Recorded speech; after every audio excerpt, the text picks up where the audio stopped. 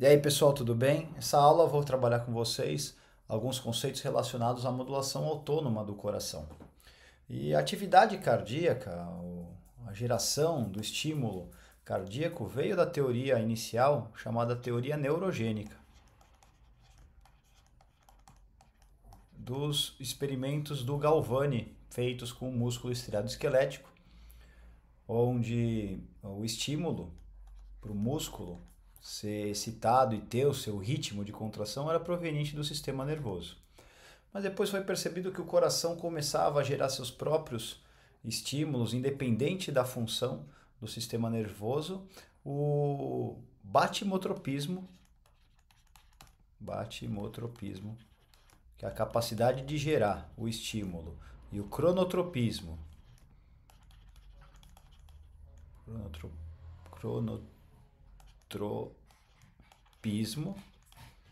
que é a frequência cardíaca, eles se mantinham ativos mesmo com morte encefálica ou em experimentos onde o animal não estava mais vivo.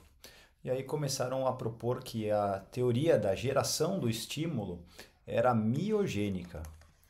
Miogênica.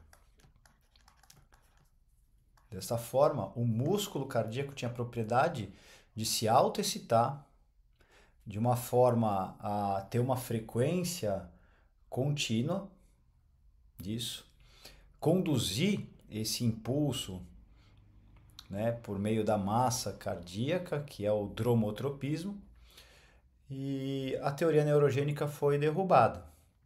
Frente a isso, a grande pergunta era: o que o sistema nervoso então fazia em relação a essa frequência? O nosso sistema nervoso, chamado sistema nervoso autônomo, ele é um modulador da frequência cardíaca. Ele pode fazer com que a frequência cardíaca aumente incrivelmente, né? Passe de 100 batimentos, 120, 150 batimentos, 180 se necessário, ou diminua esse batimento cardíaco. Na verdade, há uma inervação autônoma constante, vagal, minuto a minuto, para que a frequência fique numa faixa mais baixa, que eu já vou comentar no próximo slide. Então, o nosso sistema nervoso autônomo é o responsável por executar a modulação do coração. Bom, diversos estudos foram feitos ao longo do tempo, como o descobrimento do tecido nodal, né, por His, por Kinji, Ascoff e Tawara no nó atrioventricular e Kate Fleck no nó sinoatrial. Né?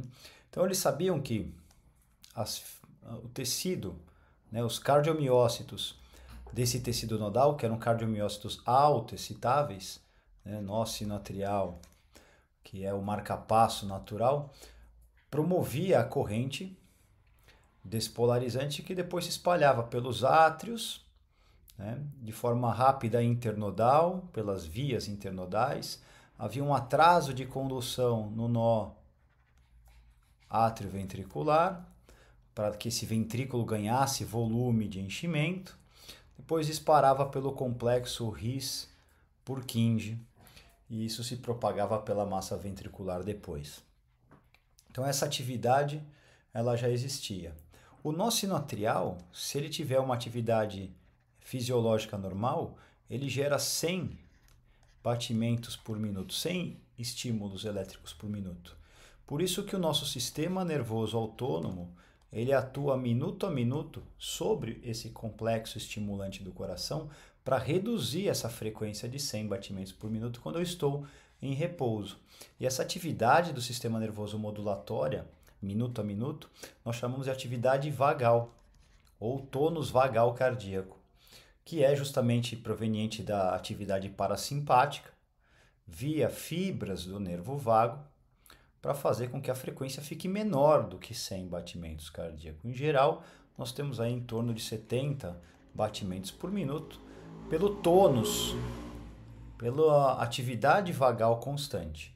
Mas a dúvida ainda era como que esses cardiomiócitos do tecido nodal conseguiam gerar potencial de ação sem ligantes, sem independentes de sinalização do sistema nervoso. E o italiano Dario Di Francesco, na década de 70, ele descobriu que esse tecido tinha alguns canais chamados de canais I de corrente F, que no caso F de Fanny, ele deu o nome de corrente engraçada. O que acontecia é que esses canais eles respondem à eletronegatividade. Eles abrem, eles se tornam abertos quando o meio intracelular está negativo. Então são dependentes de voltagem negativa. E quando chega mais ou menos em torno de menos 65 milivolts, o canal IF abre, como a gente pode ver aqui. E esse potencial vai ser um potencial lento de ação, ele vai caminhar de forma lenta até o limiar, ele não vai ter aquela subida vertical como acontece no neurônio, por exemplo. Isso acontece porque temos aqui nesse momento da atividade do IF a entrada de íons de sódio, então a célula começa a ganhar cargas positivas pela entrada de sódio, mas ela perde um pouquinho de carga pela saída ao mesmo tempo pelo mesmo canal de potássio. Então ele era um canal diferente porque ele passava sódio e potássio, mas a quantidade de sódio que entrava, deixando ou tentando tornar o meio mais positivo, era maior do que a saída do potássio, que também era positivo. Então ganhava-se mais cargas positivas o meio intracelular do que perdia. E ele tinha essa subida um pouquinho mais lenta até alcançar o limiar de excitabilidade em torno de menos 50 milivolts. Nesse momento em que ganhava menos 50 milivolts, abria-se os canais de cálcio, dependentes de voltagem. E quando abri o canal de cálcio, eu tinha uma alta entrada de cálcio, um influxo de cálcio rápido nessa célula, e ela sofria a chamada despolarização, até que os canais de cálcio se fechavam, e nesse momento o canal de potássio era aberto, e o potássio começava a sair, promovendo, né, a repolarização, e quando batia de novo menos 70, menos 65 milivolts, o IF respondia novamente, ele abria novamente e o ciclo voltava. Entrava sódio, saía potássio, então ia subindo em direção ao limiar, chegava no limiar de excitabilidade, o canal IF já fechava, abria-se os canais de cálcio, despolarizava, o canal de cálcio fecha, abre o canal de potássio, repolariza e o IF volta a abrir novamente, e essa constante abertura ao longo do tempo, né, fazia com que esse tecido nodal fosse autoestimulante e proporcionasse ao coração essa autoexcitação. A modulação, que é importante, né, nós temos um coração modulado para situações do dia, principalmente porque conhece-se que quanto mais o coração tem atividade elétrica em repouso, pior é, ou seja, quanto maior a frequência cardíaca em repouso, pior é esse coração clinicamente. O sistema nervoso autônomo ficou consagrado nesse processo modulatório. Então, a modulação do coração acontece pela via simpática. O sistema nervoso simpático, ele é tóraco-lombar, e o plexo cardíaco, as fibras do plexo cardíaco, elas se originam em T1 a T4, lá naquela coluna lateral da medula. A coluna lateral da medula tem a origem das fibras pré-ganglionares. Essas fibras fazem sinapses com os gânglios paravertebrais e daí saem a cadeia de inervação cardíaca simpática. Essa cadeia simpática é a liberadora de noradrenalina, que é o neurotransmissor, e lá no coração nós vamos encontrar receptores chamados receptores beta-1 adrenérgicos. E esses receptores beta-1, eles vão receber a noradrenalina para o efeito fisiológico. Importante destacar que a ação simpática ela vai influenciar a frequência cardíaca no tecido nodal, mas essa atividade simpática, que vai ser um finalzinho do nosso bate-papo aqui, ela também estimula a força de contração, ela altera o volume sistólico do coração por excitar a atividade dos cardiomiócitos contráteis. Então eu tenho ação no tecido nodal e ação na musculatura contrátil do coração na atividade simpática. Quando nós falamos de parasimpático, o parasimpático para o coração tem as fibras provenientes lá do tronco encefálico, no trígono do nervo vago, no núcleo motor do nervo vago. Essas fibras constituem o nervo vago, que é o 10º par de nervo craniano, atravessa o forame jugular e ele desce pelo pescoço até alcançar o tecido nodal. Então, o parasimpático só vai agir na frequência cardíaca.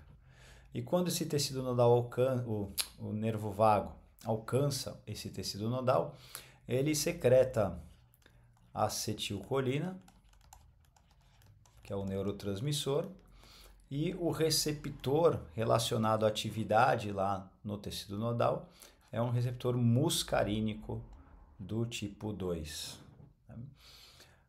Eu também tenho, evidentemente, modulações via hormônio, como a adrenalina e outras substâncias que não vão fazer parte desse nosso vídeo. Bom, o que acontece?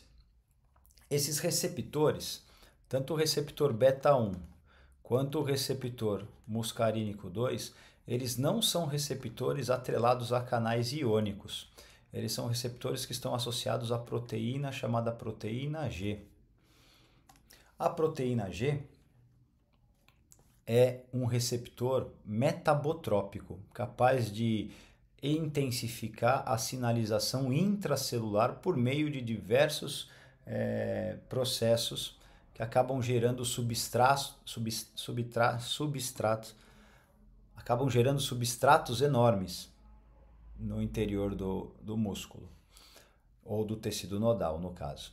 Então aqui a gente tem a proteína chamada proteína GS, desse lado aqui, vou marcar aqui a proteína GS, e eu tenho a proteína GI.